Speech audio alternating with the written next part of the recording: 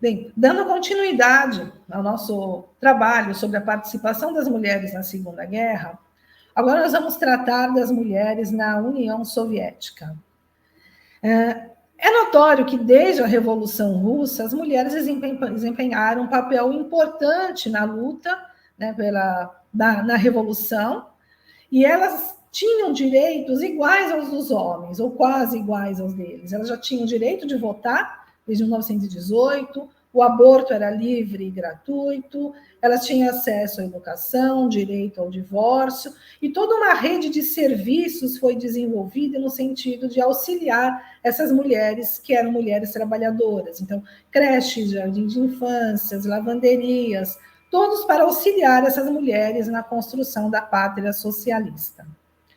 Porém, com o advento da Segunda Guerra e com a ida dos homens para a frente de batalha, a gente vai verificar que a participação da mulher no setor produtivo, ela deu um salto ainda maior. Ela passou na indústria de 15% em 1939 para 52% em 1942. Na agricultura, o salto foi de 52% para 71%. Elas eram tão importantes que chegaram a ser chamadas de combatentes de macacão, num movimento que se convencionou chamar de a Grande Guerra Patriótica, onde todos tinham papel importante. Porém, se tem uma coisa que as soviéticas fizeram, que as demais mulheres dos outros países envolvidos no conflito não fizeram, foi a de entrar para os combates como atiradoras. O Exército Vermelho, contudo, foi o único que, apesar de utilizar as mulheres como força de guerra, estima-se que cerca de 1 milhão de soldadas de saia tenham sido utilizadas, nós vamos pensar, não foi tão fácil assim essas coisas acontecerem. Primeiro, eu queria salientar que, quando eu digo essas soldadas de saia, eu estou incluindo aqui as russas, as bielorrússias, as ucranianas. E essas mulheres desenvolveram diversas atividades. A metade delas acabou atuando na linha de frente, seja como tanquista, como soldada de infantaria, como atiradora de fuzil, como aviadora. E duas atividades foram de grande notoriedade para elas. Primeira, de snipers, eram mulheres que tinham uma precisão de tiro e que foram responsáveis por grandes baixas nas guerras de trincheira. Elas chegaram nos combates em 1941, mas a escola de treinamento de snipers só foi criada em 43. E embora elas tenham entrado para o exército, elas não receberam tratamento especial.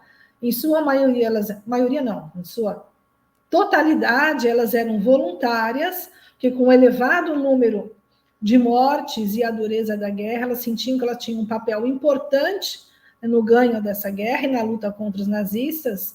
E se alguém já teve acesso a ler um livro de uma jornalista ucraniana chamado A Guerra Não Tem Rosto de Mulher, em que essa jornalista coletou vários depoimentos de mulheres que combateram na Segunda Guerra, e eu recomendo muito esse livro, porque mostra um outro lado do conflito, desde assim, a predisposição delas a se voluntariarem, as dificuldades de aceitação, coisas primárias, como, por exemplo, a não existência de uniformes adequados às mulheres. Os uniformes eram para homens.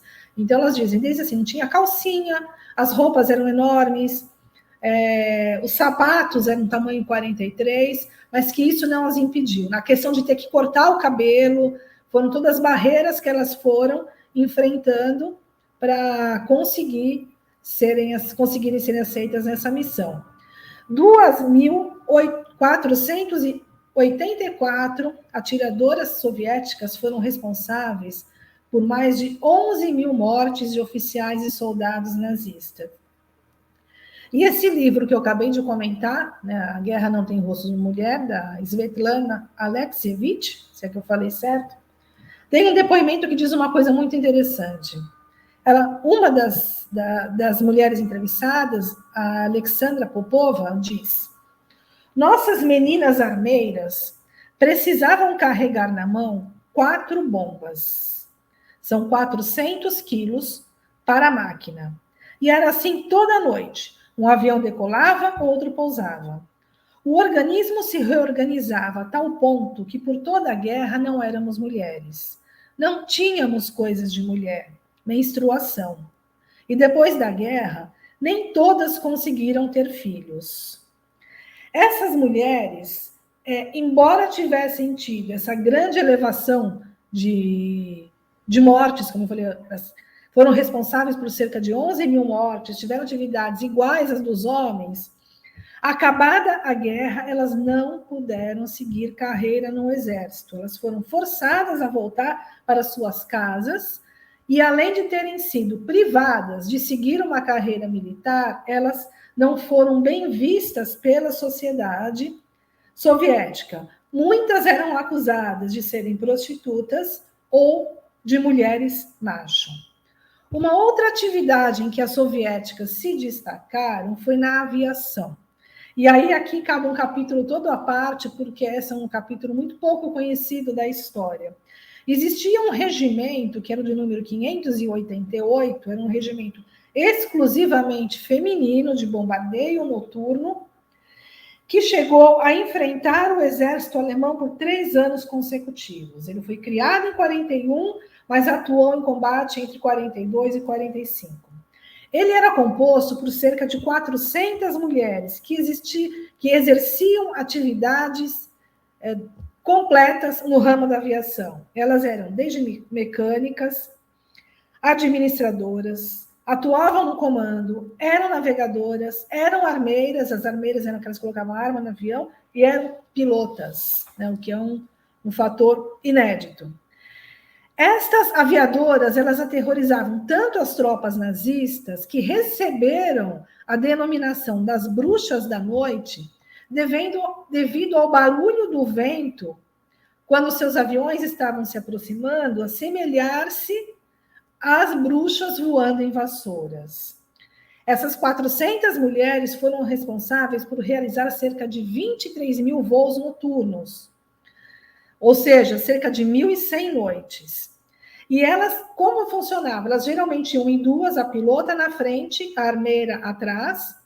A armeira, ela ia com um mapa para conseguir se localizar e apenas uma bússola. Então, assim, elas não tinham recursos tecnológicos no avião, elas não tinham sequer paraquedas no avião, e na hora que esse avião se aproximava do local onde deveria a bomba ser solta, a pilota desligava o avião, a sua auxiliar que estava atrás soltava a bomba e precisava ver altura suficiente e agilidade suficiente para que a bomba caísse no alvo correto, mas que não fosse alvejada durante a queda. Então, a pilota devia ligar o avião e conseguir levantar voo. Então, a precisão no ataque, a agilidade em retornar, fazer com que o avião retornasse ao voo.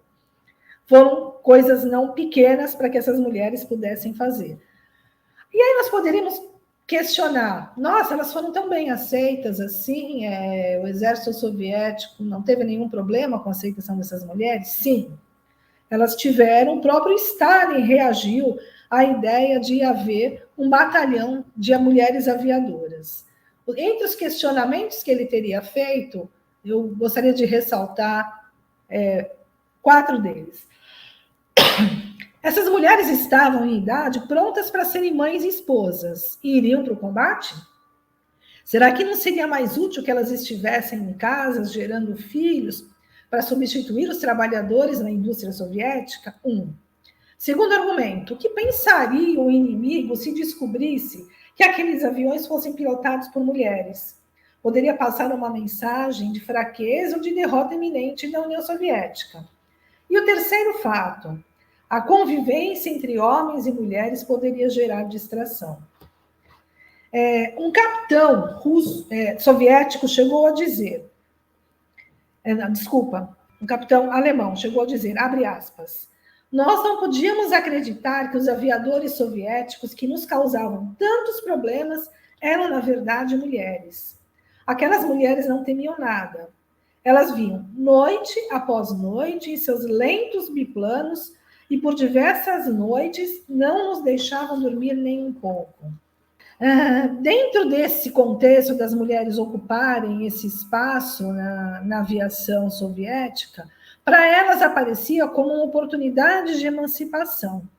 Então, a sensação que nos passa é que não bastava a essas mulheres a igualdade na escola, no trabalho, prometida pela pátria socialista. Elas queriam mais, elas queriam a igualdade também na guerra, também em momentos trágicos e também em momentos de risco. O que distingue as soviéticas das demais mulheres é que em nenhum país do mundo as mulheres combateram nos céus. Sim, a gente sabe, existem inclusive registros fotográficos que existiam pilotas americanas, pilotas ingleses, pilotas francesas, mas a tarefa delas era apenas de verificar os aviões, levá-los para a linha de frente e entregá-los às mãos dos pilotos homens. Dentro desse número de 400 bruxas da noite, 32 delas desapareceram no céu. Mas, das 400, um fato significativo é que somente 23 foram reconhecidas como heroínas na União Soviética. Embora esse título lhes tenha sido concedido após um número de missões bem superior ao dos regimentos masculinos. Acabada a guerra, o Soviete Supremo disse a essas mulheres, abre aspas, do alto da experiência amadurecida nos anos, permita-me dizer-lhes, não se vangloriem em seu futuro trabalho, não falem dos serviços prestados, deixem que sejam os outros a fazê-los por vocês. Ou seja, era um conselho para que elas se esquecessem do passado de combate. Acabado o combate, era chegado o momento dessas mulheres vão assumir uma nova missão, que não diferente dos outros países, é um trabalho de servir a pátria como mulheres e mães.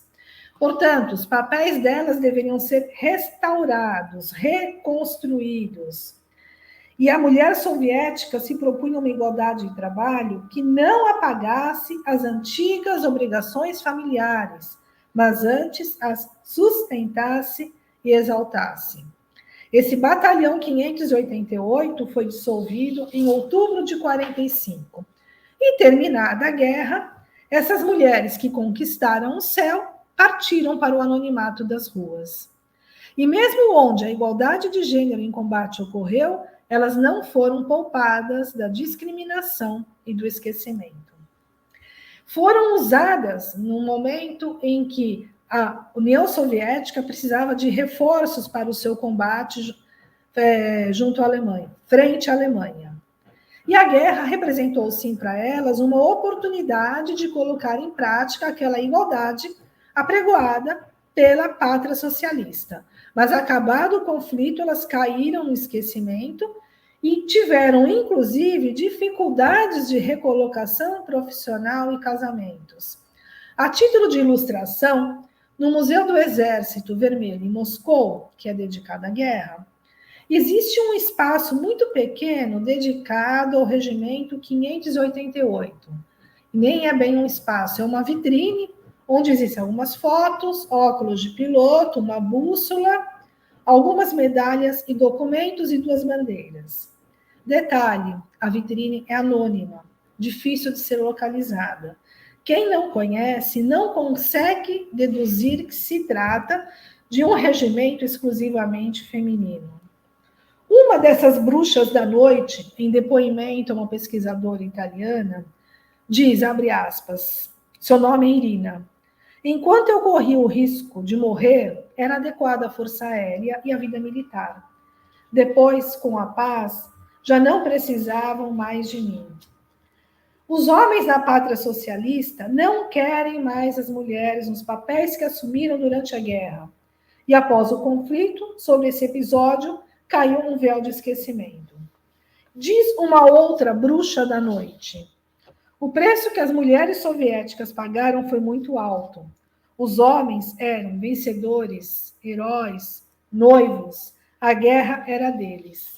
Já para nós, olhavam com outros olhos. Depois da guerra, fiquei calada. O que nos impedia de lembrar? uma intolerância à lembrança. Nome dessa comandante de canhão antiaéreo, Valentina Pavlovna. Agora chegamos, então, às inglesas. Do conhecimento de todos que a Grã-Bretanha é um dos mais conhecidos países pelo seu pioneirismo, seja na utilização das mulheres para o esforço de guerra, seja pela quantidade de mulheres envolvidas nesse esforço. No começo, o governo de Churchill preferiu chamar as voluntárias para manter a integridade das famílias. Mas já em 41, diante do número insuficiente de voluntárias, ele decidiu recrutar as mulheres. No começo eram somente as solteiras entre 20 e 30 anos, depois essa idade foi expandida para 50 anos, e somente as mulheres com filhos inferiores a 14 eram dispensadas desse serviço.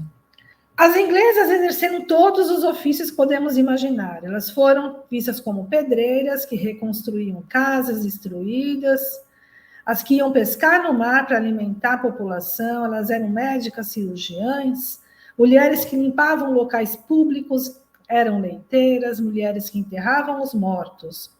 A própria filha de Churchill estava em cima dos telhados, operando uma metralhadora na defesa antiaérea, e todos nós sabemos que nem mesmo a Rainha Elizabeth foi poupada dessa atividade, né? Durante o período de guerra, ela acabou atuando como mecânica. Cerca de 6.500 milhões de mulheres estavam trabalhando na Inglaterra no final de 1942.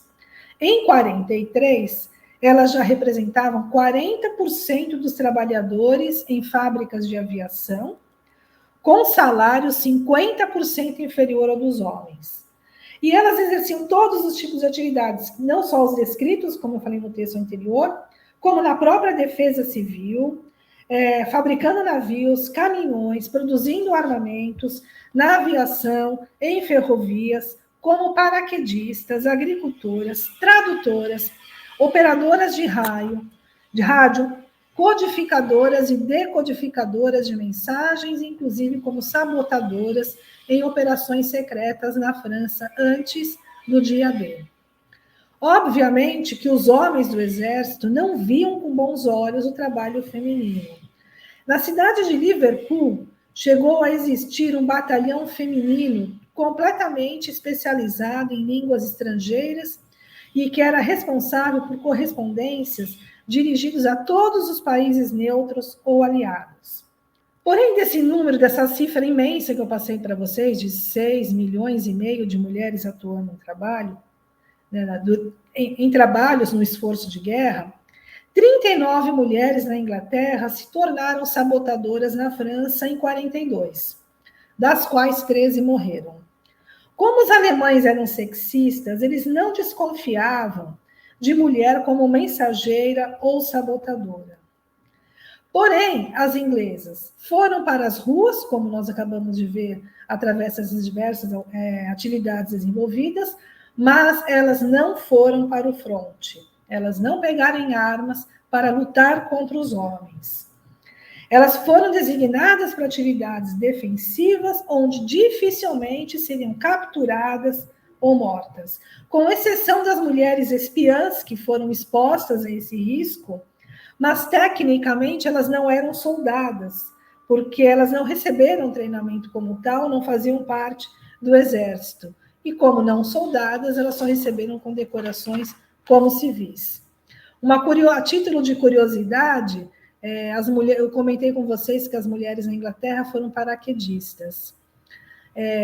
Uma pessoa, para receber a insígnia de paraquedista, precisa ser capaz de executar 5 saltos de paraquedas. Às mulheres inglesas foi permitido somente fazer 4 saltos, uma forma sutil, né, de liberá-las desse título de paraquedista, uma certa sutileza, eu diria, do preconceito. E agora, para finalizar a apresentação, como se colocou o Brasil dentro deste conflito? Embora o conflito não tenha ocupado o nosso espaço, mas, de certa forma, a gente mandou alguma contribuição para o esforço de guerra. É importante a gente lembrar que no Brasil as fábricas eram comparadas a lugares de perdição, verdadeiros lupanares. Como diz a historiadora Mary Del Priore, entendia-se que entre teares e máquinas perdia-se a virgindade, corneava-se o marido, vendia-se o corpo. E os próprios médicos e higienistas defendiam também aqui que o lugar da mulher era em casa e que o trabalho destruiria a família. E que uma sociedade sã estava assentada nesse bom comportamento da mulher como mãe e esposa. Portanto, também aqui, o lar e a procriação foram vistos como dever cívico. Portanto, nesse momento, cabe lembrar, a gente tinha o Estado Novo, de Getúlio Vargas, havia necessidade de se fazer uma ocupação do território nacional, então um estímulo ao papel da mulher-mãe da procriação também foi vista aqui como um papel cívico. Dentro dessa moral que definiu o lar como lugar da mulher, as profissões possíveis a mulheres de classe média seriam as de enfermeiras e professoras. Eu não vou falar das professoras, porque eu vou falar das profissões ligadas diretamente ao esforço de guerra. E aqui nós vamos falar, então, das enfermeiras, né? Primeiro, cabe a gente ressaltar que a guerra chegava aos lares brasileiros através das ondas de rádio, dos documentários nas telas de cinema, e com mais veemência através dos jornais, após o ataque alemão aos navios mercantes brasileiros na costa do Nordeste, o que levou o Brasil a cortar relações diplomáticas com os países do eixo e a se posicionar perante a guerra. Então, a partir desse momento, isso dá em 42, com esse posicionamento do Brasil, os jornais brasileiros começam a noticiar com grande veemência os episódios da guerra em território europeu, e uma verdadeira campanha deflagrada pela imprensa da época, que tinha um apelo nacionalista e atendia ao intuito de Getúlio Vargas de mobilizar o apoio da população civil para montar um fronte interno. Então, nesse instante, quando se dá a criação, quando se dá o apoio do Brasil aos aliados, a decisão de entrar na guerra, o passo seguinte é a criação de uma força expedicionária, com a ideia de se criar uma força expedicionária para combater em solo europeu, precisa-se ter enfermeiras para dar a ajuda para esses homens que se acidentassem. Então, nesse momento, há toda uma campanha nos jornais em favor do voluntariado, em que a enfermagem passa a ser vista como a maior expressão do sacrifício feminino. Cabe ressaltar que até a Segunda Guerra não existia no Brasil um quadro de enfermeiras das Forças Armadas, que, atendendo aos apelos do governo, se mobilizaram, se voluntariaram à missão que era considerada como símbolo de abnegação e do papel de mãe. Algumas propagandas do Estado Novo em jornais da época chegam a colocar a imagem da enfermeira atendendo o soldado em combate de uma forma angelical. Além de extensão do papel de mãe, pelo próprio fato de cuidar do outro, a enfermeira personificava também a imagem da pátria-mãe, que estendia seus cuidados maternos aos soldados no fronte de guerra, aliviando a dor e o sofrimento dos feridos como uma espécie de vocação natural.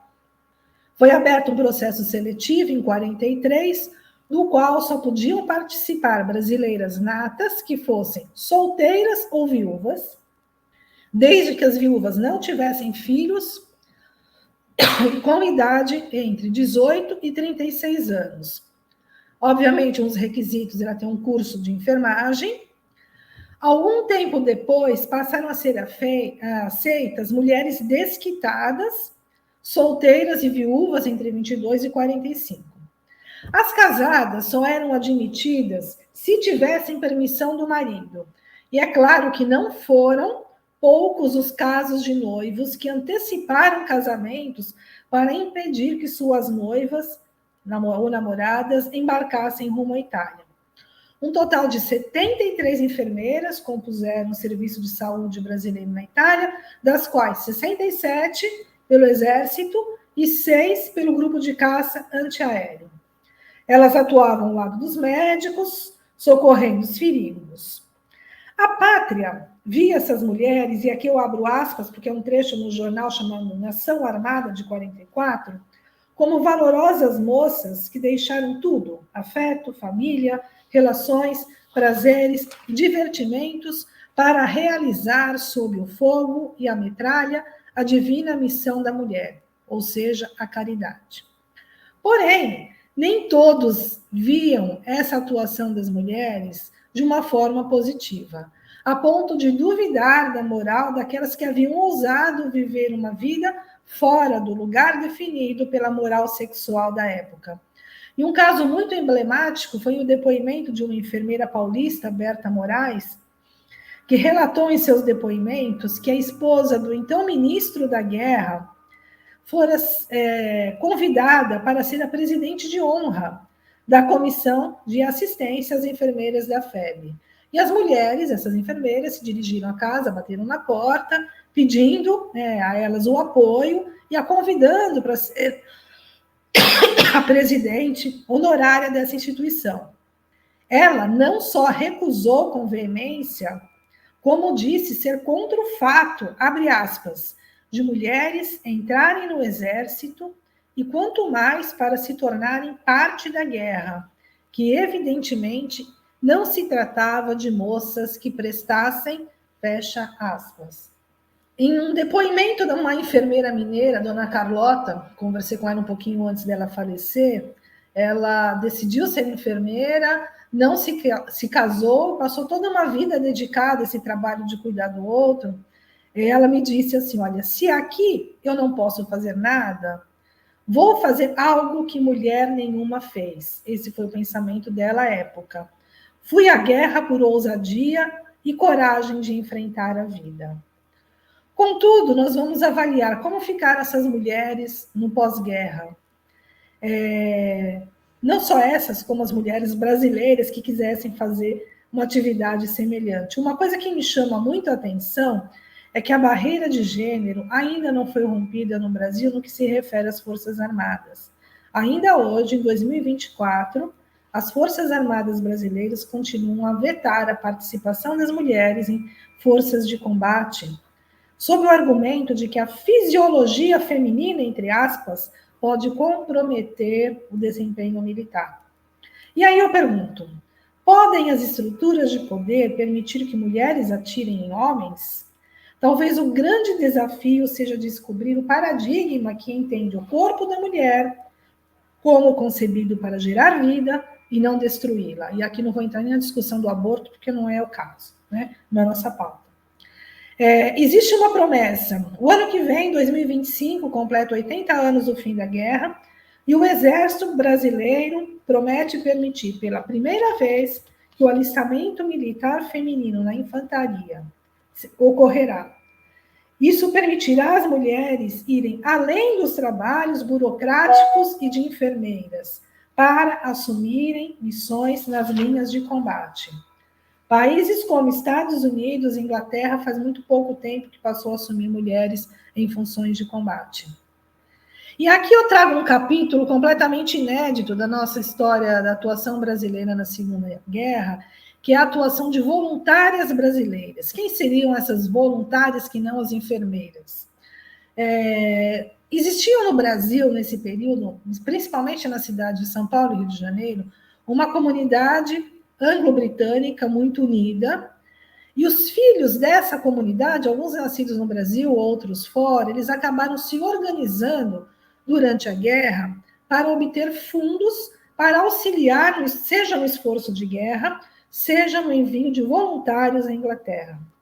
A primeira iniciativa aconteceu no início dos anos 40, no Rio, quando um grupo de senhoras anglo-brasileiras criou o Women's War Effort, conhecida como uma cruzada feminina de guerra. Ela tinha o objetivo de ajudar o esforço britânico de guerra e também a Cruz Vermelha.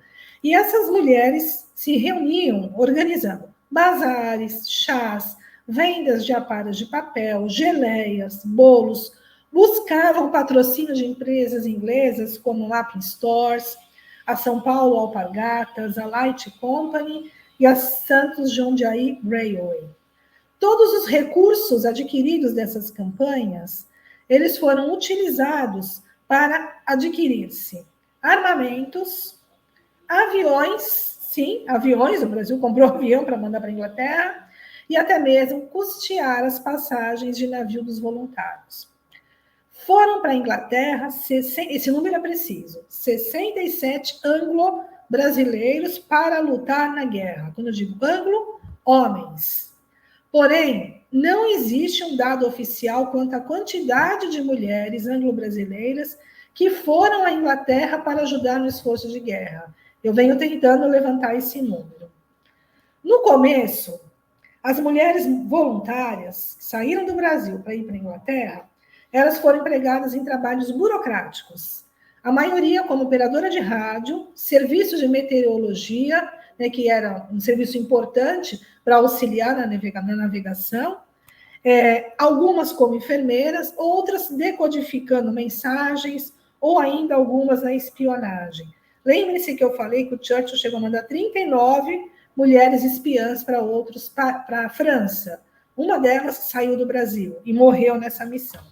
Mas o que chama a atenção é que, enquanto os homens voluntários tinham as suas despesas pagas por esse conselho da comunidade britânica, as mulheres voluntárias não gozavam do mesmo benefício. E aí eu vou reproduzir aqui um trecho da biografia de Bebita, né, que era a forma como a senhora Margaret Burns era referida, e aqui ela está nessa foto com uma outra companheira anglo-inglesa também voluntária, com o cônsul brasileiro, e atrás está o avião que foi doado à Inglaterra através dessa campanha que eu mencionei. Diz a dona Bebita nessa sua biografia: havia 3 mulheres no Rio de Janeiro a bordo, John Clark, Margaret Burns e eu. Nós tivemos que esperar por um longo período no cais, porque os poucos barcos de carga que esporadicamente faziam escala no Rio ou em Santos estavam dispostos a transportar mulheres em condições de guerra. Eram navios que vinham da Argentina. Os homens tinham suas taxas pagas pelo Comitê da Comunidade Britânica, mas nós tivemos que pagar pelas nossas. E outra coisa que chama a atenção é quando essas pessoas, esses voluntários, voltaram da guerra para o Brasil, o Serviço da Majestade Britânica enviou aos homens voluntários uma carta de agradecimento pelos valorosos serviços prestados durante a guerra, em contribuição para o triunfo da causa aliada. E aí eu digo isso entre aspas, reproduzindo o trecho da carta. As mulheres, contudo, não receberam tal manifestação de agradecimento. A dona Bebita mesmo, ela foi para a Inglaterra como voluntária, seu marido também foi como aviador voluntário, e eles acabaram se casando na Inglaterra. Quando eles voltaram, existe uma fotografia em que os dois aparecem juntos, ele mostrando a carta de agradecimento, somente ele recebeu e ela não. E então, para encerrar a apresentação dessas mulheres que tiveram a ousadia de participar da guerra, pegando ou não em armas, e aí o meu questionamento do porquê dessas mulheres, se é um tabu a participação delas, porque é um tabu a divulgação dessas informações, porque existem poucos estudos a respeito. Eu acho assim, durante a guerra, essas mulheres foram estimuladas a assumir trabalho de homens. Porém, o que a gente nota é que isso não desencadeou uma revolução econômica. Acabado o conflito, os homens retornaram ao mercado de trabalho e as mulheres foram relegadas a trabalhos mais leves e com salários mais baixos. Até mesmo na União Soviética, onde as mulheres pegaram em armas.